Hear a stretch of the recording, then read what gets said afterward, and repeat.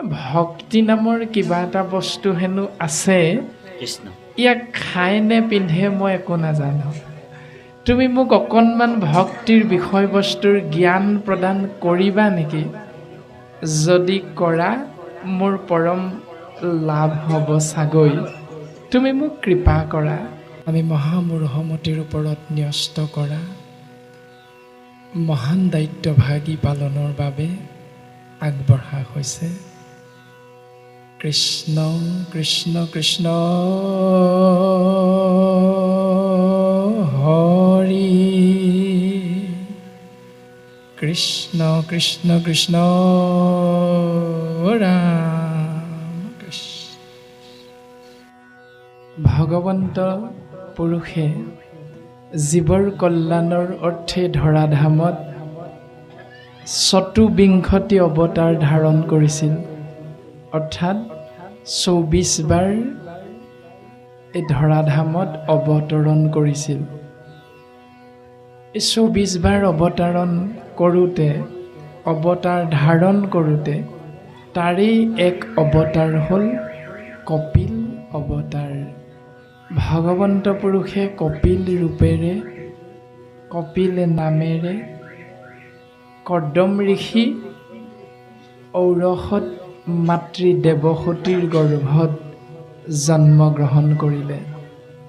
আৰু জন্মগ্ৰহণ কৰাৰ অন্তত তেৰাৰ পিতৃ কৰ্দম ঋষিয়ে তেৰাৰ ধৰ্মপত্নী দেৱসতীৰ অগ্ৰত প্ৰকাশ কৰিলে যে যি শিশুৰ তুমি মাতৃ হলা, এই শিশু এলাপেচা শিশু নহয়, এয়া স্বয়ং জগতৰ ঈশ্বৰ। গতিকে মই আৰু তোমাৰ কাষত তোমাৰ সৎসংগ হৈ থাকিবৰ কোনো প্ৰয়োজন নাই। তোমাৰ কাষত স্বয়ং জগতৰ ঈশ্বৰ যি মুহূৰ্ততে আহিল, গতিকে তোমাৰ যদি কিবা মনৰ সংশয় হয়, সেই প্ৰিয়তমা দেৱসতী, তুমি তোমাৰ পুত্ৰকেই সমস্তখিনি কথা ক'বা, পুত্ৰই তোমাক তাৰ সুন্দৰ তত্ত্ব তোমাক বুজাই দিব, তুমি চিন্তা কৰিব নালাগে। পত্নী আৰু পুত্ৰৰ পৰা বিদায় লৈ কৰ্দম ঋষি বানপন্থী হ'ল আৰু গৃহৰ মধ্যে গৃহস্থী ধৰ্ম পালন কৰি থাকিল মাতৃ দেৱসতী আৰু পুত্ৰ কপিল। তেওঁৰ স্বামীৰ আজ্ঞা অনুসৰি যেই মুহূৰ্ততে মনত সংশয় উদয় হয়, সেই মুহূৰ্ততে পুত্ৰ কপিলৰ অগ্ৰত মাতৃ দেৱসতীয়ে নিজৰ মনৰ ভাৱনা প্ৰকাশ কৰে। আৰু পদচন্দই এই মুহূৰ্তটো আমাক সিদ্ধান্ত দিছে যে ভক্তিৰ বিষয়ে জানিবৰ বাবে মাতৃ দেৱসতীয়ে পুত্ৰ কপিলৰ আগত সেৱা নিবেদন কৰিছে যে হে মোৰ পুত্ৰ, ভক্তি নামৰ কিবা এটা বস্তু হেনো আছে, ইয়াক খাই নে পিন্ধে মই একো নাজানো। তুমি মোক অকণমান ভক্তিৰ বিষয়বস্তুৰ জ্ঞান প্ৰদান কৰিবা নেকি? যদি কৰা মোৰ পৰম লাভ হ'ব চাগৈ। তুমি মোক কৃপা কৰা। এই বুলি কোৱাৰ লগে লগে পুত্ৰ কপিলে মাতৃ দেৱসতীৰ অগ্ৰত ভক্তিৰ লক্ষণ, ভক্তি কি, ভক্তি কেনেকুৱা আদি আদি সমস্তখিনি কথা সুন্দৰভাৱে প্ৰকাশ কৰিছে। আৰু বৰ্তমান ২৪ চন্দ্ৰভাগীৰ জৰিয়তে সিদ্ধান্ত দিছে যে ভক্তি যোগ, অৰ্থাৎ ভজ ধাতু আৰু একটিন হ'ল প্ৰত্যয় সমান ভক্তি বুলি কোৱা হৈছে। ভজ ধাতু মানে মজি থকা, আসক্তি হৈ থকা, একটিন মানে হ'ল আনন্দ বুলি কোৱা হৈছে।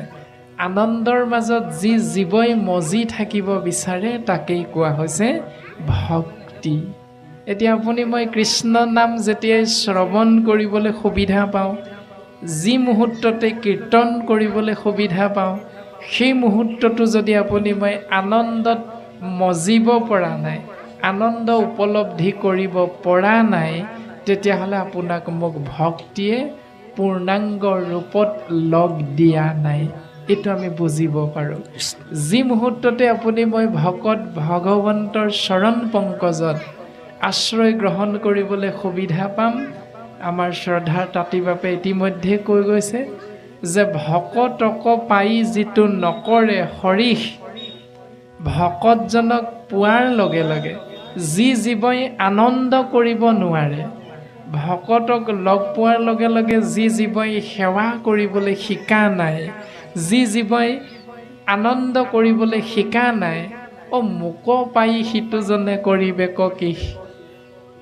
ভগৱন্ত পুৰুষে সিদ্ধান্ত দিছে যে মোৰ দ্বিতীয় ৰূপ যিহেতু ভকত, গতিকে এজন পৰম ভকতক লগ পোৱাৰ লগে লগে, দৰ্শন পোৱাৰ লগে লগে যি জীৱই সেৱা কৰি আনন্দ ল'ব নাজানে, সেইজনে মোক শংখ চক্ৰ গদা পদ্ম চাৰি অস্ত্ৰধাৰী হৈ মই যদি তেওঁৰ মুখৰ আগত ওলাইও দিওঁ, তেওঁ মোক কি কৰিব মই আগতেই জানো।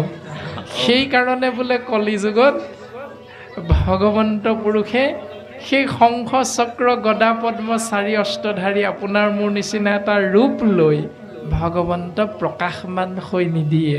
সেইকাৰণে গতিকে আমি যদি ভগৱন্তক পাই যাওঁ, ভগৱন্তক পালে আমি কি কৰিব লাগে তাৰ আঁচনিখনকে আমি আজিলৈকে প্ৰস্তুত কৰি উলিওৱা নাই।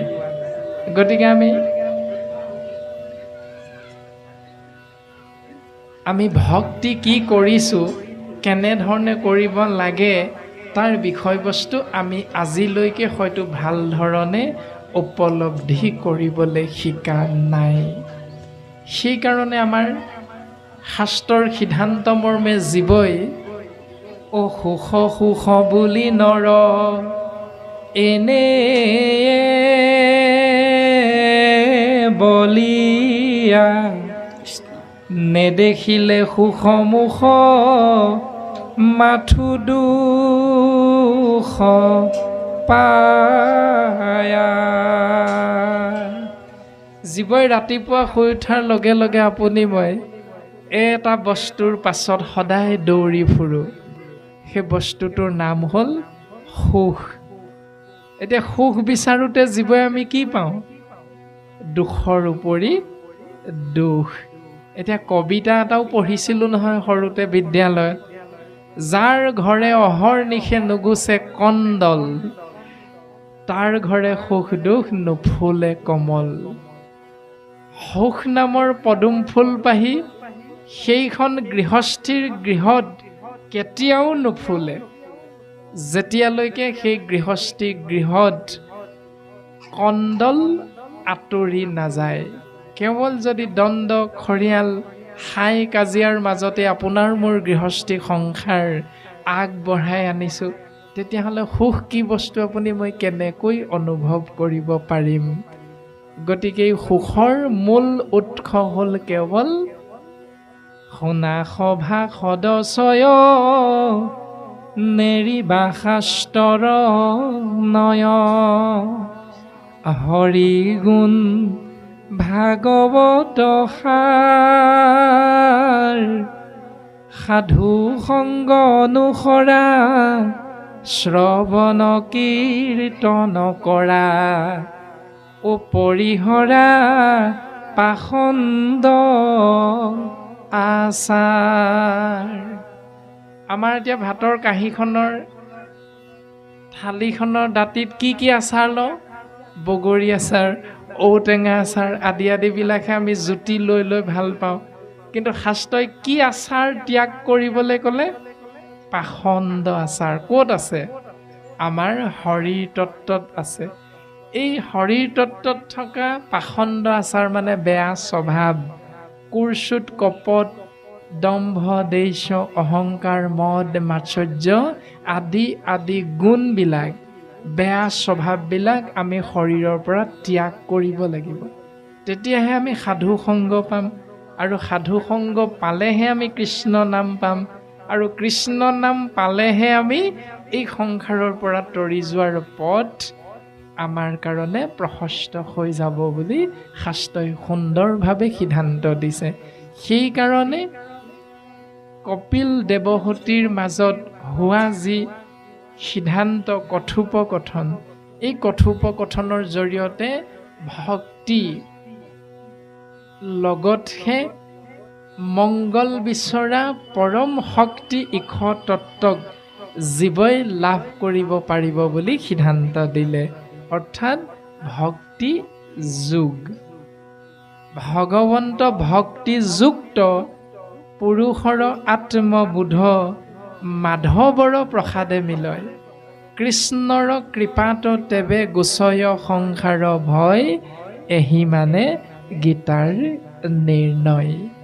গীতা শাস্ত্ৰ কিমান ডাঙৰ, কিমান শ্লোক আছে, কিমান পেৰাগ্ৰাফ আছে গীতা শাস্ত্ৰ ভাগত, এইটো ডাঙৰ কথা নহয়। কৃপালু বঢ়াৰপু মহাপুৰুষ মাধৱদেৱে সিদ্ধান্ত দি গ'ল, গীতা শাস্ত্ৰৰ মূল তত্ত্ব হ'ল ভগৱন্ত ভক্তিযুক্ত। ভগৱন্তক পাবলৈ হ'লে জীৱই ৰাতিপুৱা শুই উঠাৰ পৰা চিন্তা কৰোঁ। আমি চিন্তা কৰোঁতে কৰোঁতে শাস্ত্ৰই সিদ্ধান্ত দি দিলে ভগৱন্তক পোৱাৰ একমাত্ৰ পথ হ'ল ভক্তি। যদি কৈ দিলে হয় ভগৱন্ত ভক্তি বিয়োগ বুলি, তেতিয়াহ'লে আপুনি মই ভক্তি কৰিবলৈ কোনো প্ৰয়োজন নাই। শাস্ত্ৰই যিহেতু সিদ্ধান্ত দিছে ভগৱন্ত ভক্তি যুক্ত বুলি কৈছে, অৰ্থাৎ যোগ বুলি কৈছে। যিহেতু ভগৱন্ত ভক্তিৰ লগতহে নিহিত হৈ আছে, এতিয়া আমি জীৱবিলাকে কি কৰিব লাগিব?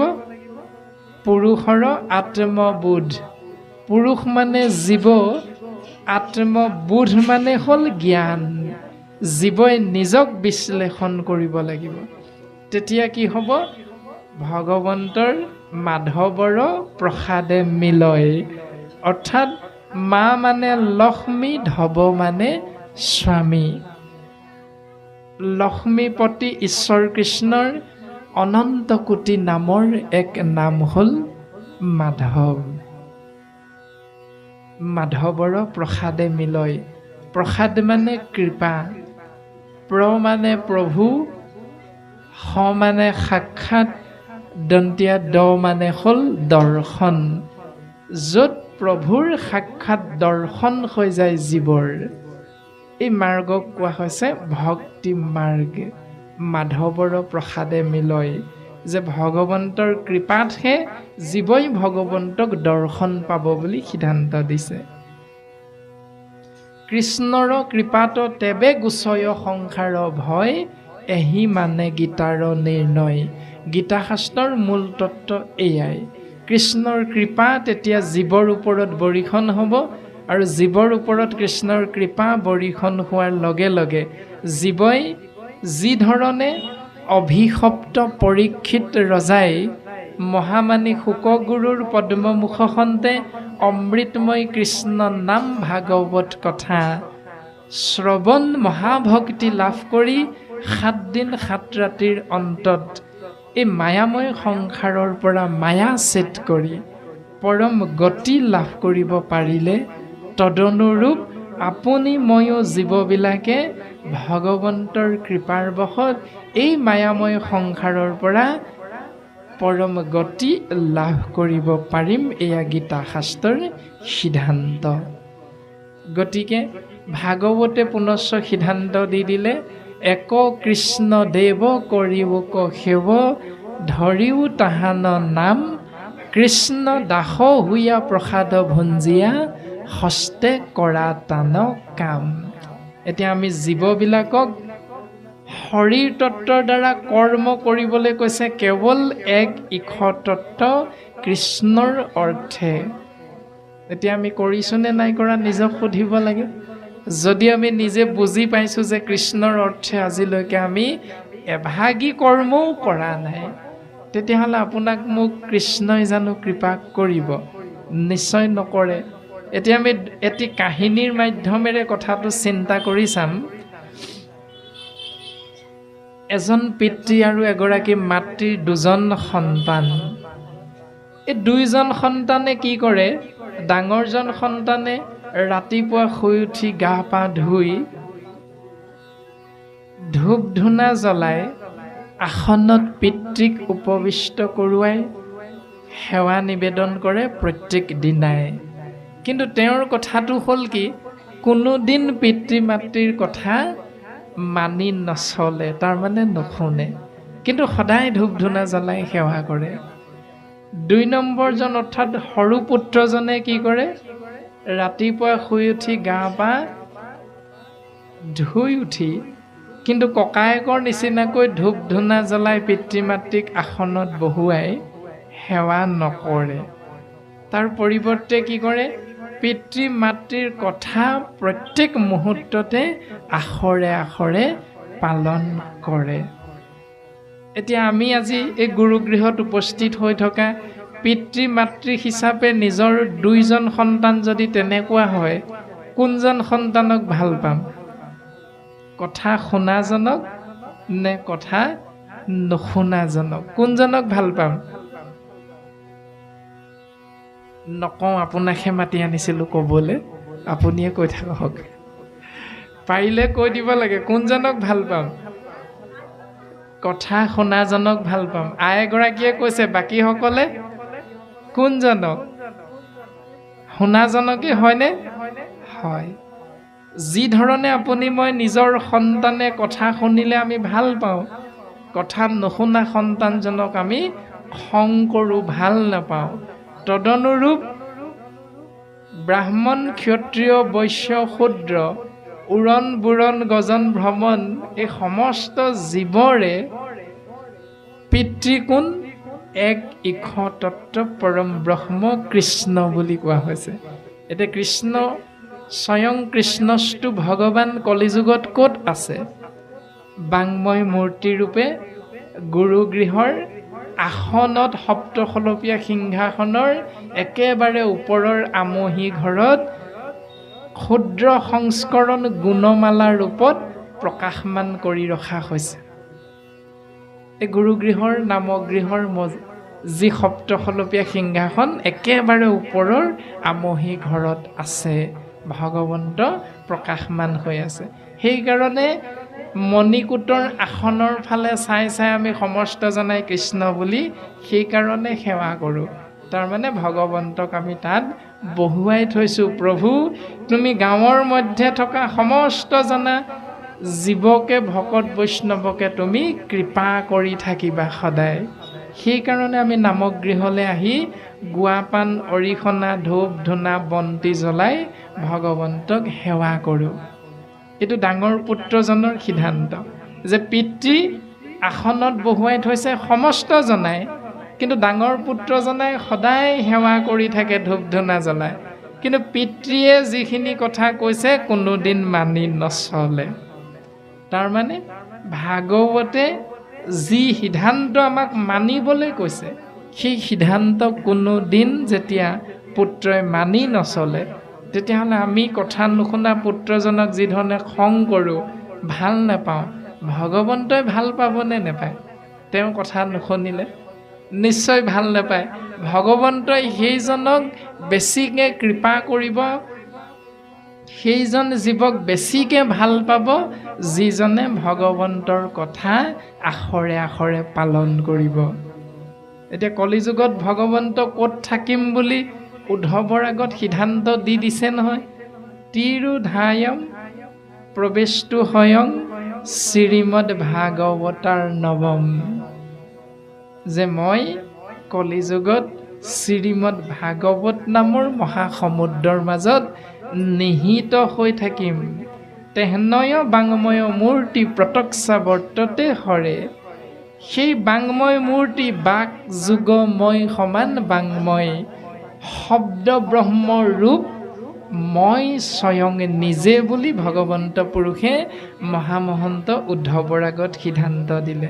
আৰু এই ভাগৱতৰে ক্ষুদ্ৰ সংস্কৰণ হাতী মাৰি ভুৰুকাত ভৰাইছিল কৃপালু শ্ৰীমন্ত শংকৰদেৱ গুৰুজনাই মহাৰাজ নৰনাৰায়ণৰ ৰাজসভাত কৃষ্ণ উদ্ধৱ সংবাদ, আৰু ইয়াৰ আগত গোপী উদ্ধৱ সংবাদ নামেৰে এভাগী গ্ৰন্থ ৰচনা কৰি ভগৱন্ত পুৰুষৰ নাম ব্ৰহ্মক ৰচনা কৰি পদবন্ধে তেৰাৰ গুৰু মহেন্দ্ৰ কণ্ডলীকে আদি কৰি ব্ৰাহ্মণ পণ্ডিতসকলক তৎকালে তেওঁ শৰণ প্ৰদান কৰিছিল। আৰু তাৰ বহুদিনৰ পাছত মহাৰাজ নৰনাৰায়ণৰ ৰাজসভাত হাতী মাৰি ভুৰুকাত ভৰাই কৃষ্ণ উদ্ধৱ সংবাদ সংযোজন কৰি গুণমালা সৃষ্টি কৰি ক্ষুদ্ৰ সংস্কৰণ ভগৱন্তৰ বাংময় মূৰ্তিৰ ৰূপ প্ৰদান কৰি আসনত উপবিষ্ট কৰোৱাই আমাৰ জীৱক সেৱা কৰাৰ মাধ্যমেৰে জীৱৰ তৰণৰ উপায় ভক্তি মাৰ্গ প্ৰদান কৰি গ'ল। এতিয়া আপুনি মই ভগৱন্তৰ অগ্ৰত ধূপ ধূনা বন্তি জ্বলাম নজ্বলাম এইটো বৰ এটা বেছি ডাঙৰ কথা নহয়, কিন্তু শাস্ত্ৰই আমাক যি নীতি নিয়ম যি নীতি নিৰ্দেশনা মানি চলিবলৈ কৈছে, সেই নীতি নিয়ম আপুনি মই মানি চলিছোনে নাই চলা এইটো আমি নিজক সুধিব লাগে।